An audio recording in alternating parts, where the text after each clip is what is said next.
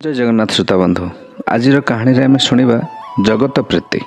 एक महात्मा निकट को सत्संग शुणा उद्देश्य प्रतिदिन जड़े व्यक्तिटे आसे एवं भजन कीर्तन करे, किंतु विवाह पर सत्संग को आसबार तार व्यवधान घटिला। केबे आसे तो केबे आसे नहीं। ता पुणी संतानटी होगापर तार सत्संग को आसवा एक बार कम हो गला। परे महात्मा तांको पाखक डाकिले एवं कहले, वत्स तू किछि दिन मो निकट रही सत्संग और भजन कीर्तन कर। से कहला, कौन करी बाबा, मो स्त्री मते छाड़ी क्षणटी रही परिबो नाही।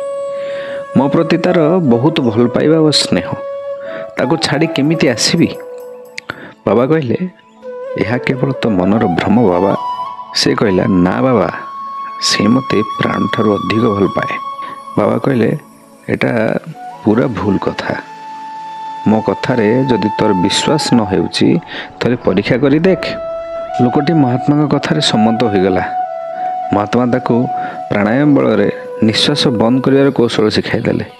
दिनकर कथा, महात्मा कहवा अनुसार लोकटी सकाळु सकाळु ता स्त्री आगे खीरी और मिठाई खाइबार इच्छा व्यक्त कला। स्वामी इच्छा देखी से सबू जिनिस जत्न तैयारी कला। लोकटी हठात गोटाए मिथ्या अभिनय कला। पेटरे हाथ दे कहला, आह भारी कष्ट होउची, पेट प्रबल बिंधुची। स्त्री कहला, टिके गड़ी पड़, भल हो अल्प समय कथा। से पलंक उपर शुई पड़ा।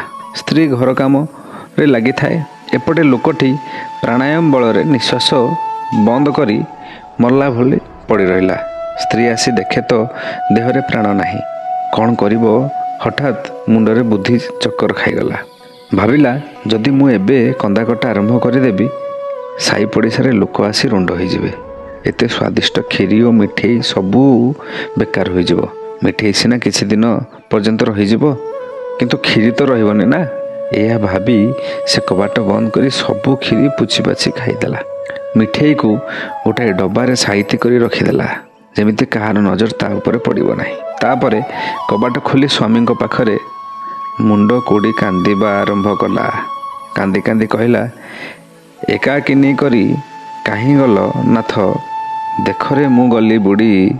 हठात लोकटी उठी पड़ी कहला, खीरी तो खाइलु पुछि पाछि, सबू लडू किंपा देलु छाड़ी। लोकटी दुनियार स्वार्थपर व्यवहार को बुझीगला एवं गृह त्याग करी बाबा सानिध्य को चलीगला।